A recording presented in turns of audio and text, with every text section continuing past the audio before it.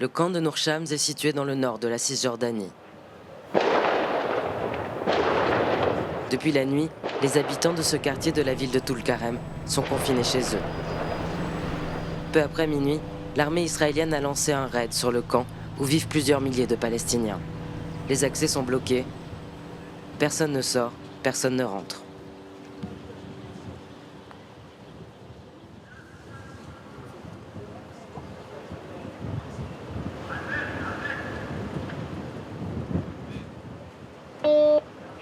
Qu'est-ce que je fais? J'avance ou je recule? Recule, recule. On lui a demandé de reculer. La route est fermée. Comme les ambulances, nous n'irons pas plus loin que ce carrefour de la route principale. Le camp de Nour Shams est un bastion du djihad islamique, un groupe armé palestinien, allié du Hamas, parmi les pires ennemis de l'État d'Israël. L'opération en cours cible la tête du djihad islamique à Nour Shams, Abu Shouja, de son nom de guerre, un Palestinien de 26 ans qui a déjà survécu à plusieurs tentatives d'assassinat ciblés.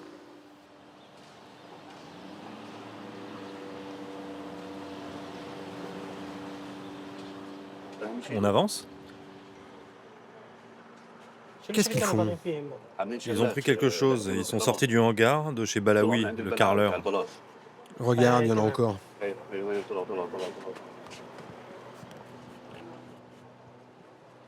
Depuis le 7 octobre, les raids de l'armée israélienne sont incessants en Cisjordanie.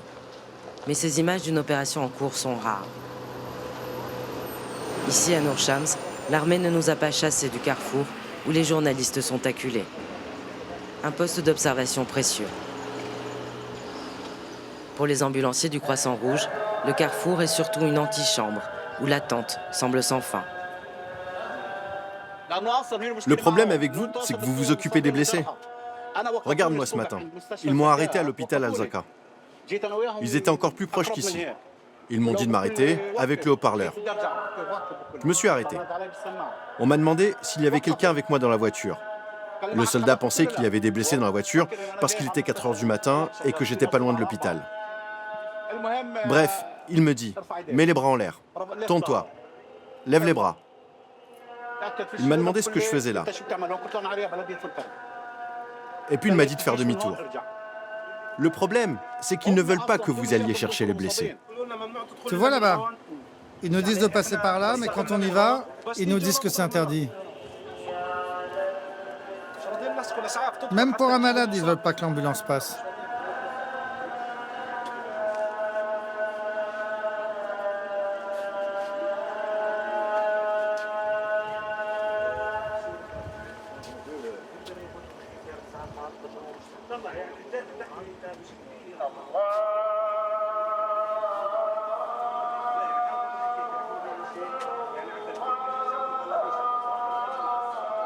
Tu sais ce qu'ils font là-bas chez Balaoui?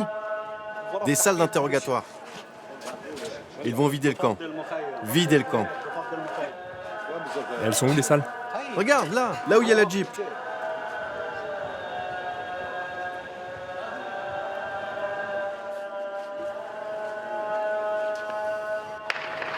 Il y a un sniper.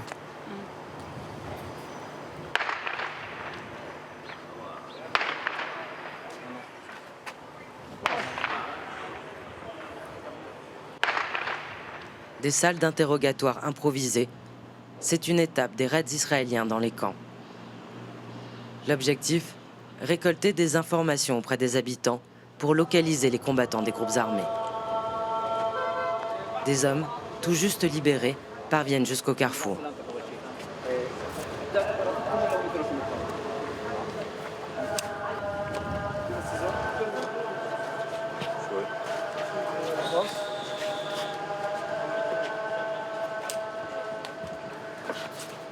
Il y a l'armée dans la rue là-bas? Devant nous? Non.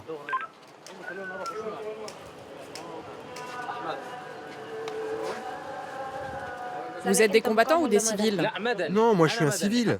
De toute façon, il n'y a pas de combattants dans le quartier. Il n'y a pas de résistance. Ils tirent des bombes à air sur les maisons. Avant de rentrer, ils ont tiré sur la porte sans prévenir. Heureusement, je suis sain et sauf. Il y a d'abord eu un avion de reconnaissance au-dessus de la maison, puis un soldat est entré. Il nous a ordonné d'évacuer. Il a dit que s'il trouvait quelqu'un à l'intérieur, il le tuerait. On est sortis, ils nous ont dit de nous asseoir et ils nous ont attachés. Ils m'ont demandé n'importe quoi. Il est où Abou Chouja et tout ça? On est resté 2 heures, 2 heures et demie comme ça. Puis ils nous ont dit de partir à gauche. Si on allait à droite, ils nous tiraient dessus.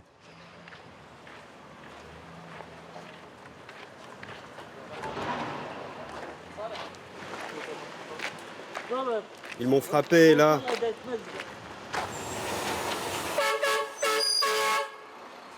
Ici, on dit tout bas que les miliciens ont quitté le camp depuis longtemps. Une autre rumeur circule. Les habitants du camp seront évacués, comme à Gaza, comme surtout il y a des décennies, lors de la création de l'État d'Israël en 1948. Plane toujours pour les Palestiniens la menace d'une nouvelle Nakba, une nouvelle catastrophe, quand plusieurs centaines de milliers de Palestiniens ont été déplacés, certains exilés pour toujours. C'est le journaliste de la télévision palestinienne qui a sorti cette info. Mais il n'a pas dit d'où venait l'info. S'ils l'ont annoncé, alors pourquoi ils disent que c'est pas vrai? Écoute, écoute. C'est quoi la décision exacte? On a eu l'administration à propos de cette annonce d'évacuation. C'est vrai, ça a été communiqué entre l'administration et l'armée israélienne et ils ont annoncé que les habitants ont entre midi et 16 heures pour évacuer le camp, mais que ce n'est pas obligatoire. Les gens qui veulent partir, ce n'est pas obligatoire. Ils peuvent le faire entre midi et 16 heures. Ils peuvent passer par la rue de la Boucherie, mais seulement par là. Les gens seront fouillés à la sortie du camp et après ils pourront partir.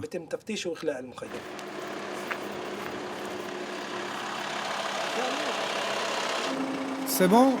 Vas-y. Le Croissant Rouge a reçu un nouveau laissez-passer, mais comme toutes les autres fois, le passage n'est pas assuré.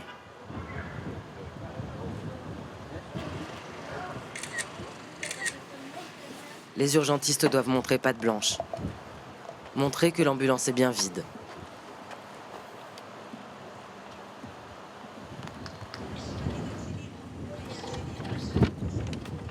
Cette fois-ci, le laissez-passer a fonctionné. L'ambulance passe. L'ambulance est dans le camp pour aller chercher 2 patients. Elle va bientôt ressortir. On a un malade en dialyse et un accouchement. Ils vont bientôt ressortir, ils sont dans le camp. J'espère qu'ils vont s'en sortir sains et saufs.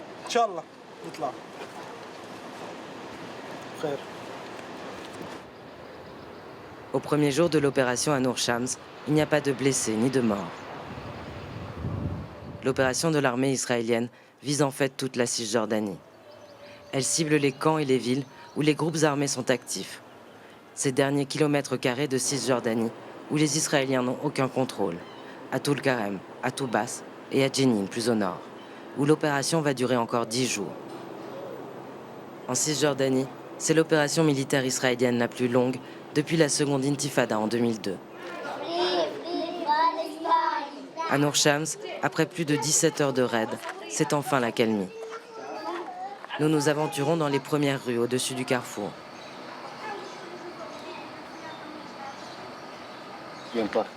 Ils ont cassé toutes les caméras.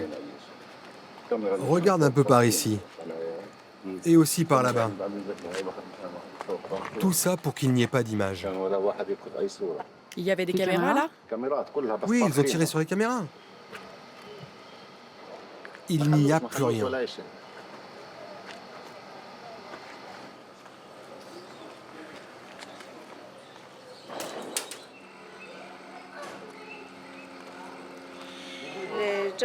Un bulldozer a défoncé la maison.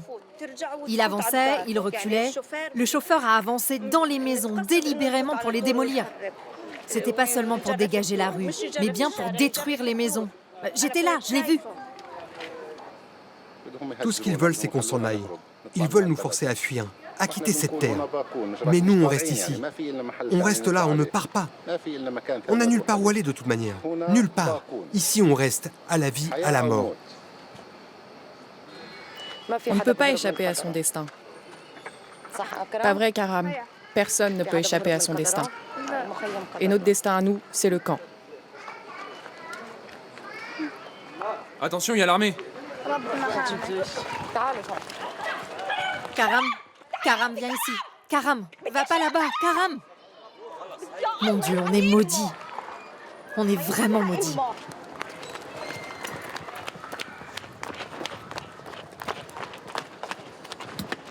Mon Dieu, t'es où, Karam?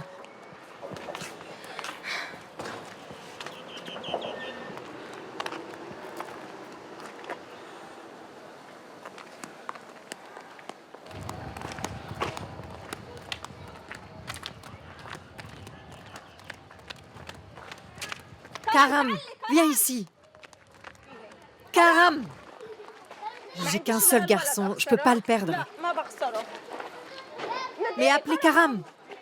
Allez, viens. Il a 9 ans. Pourquoi t'es parti là-bas? N'aie pas peur, maman. J'ai tellement peur qu'il t'arrive quelque chose. Faut pas avoir peur. Moi, j'ai pas peur. Rentre, rentre. Les soldats sont là. Il faut rentrer.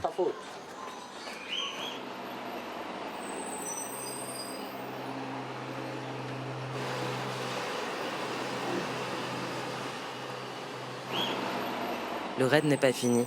Il va durer toute la nuit.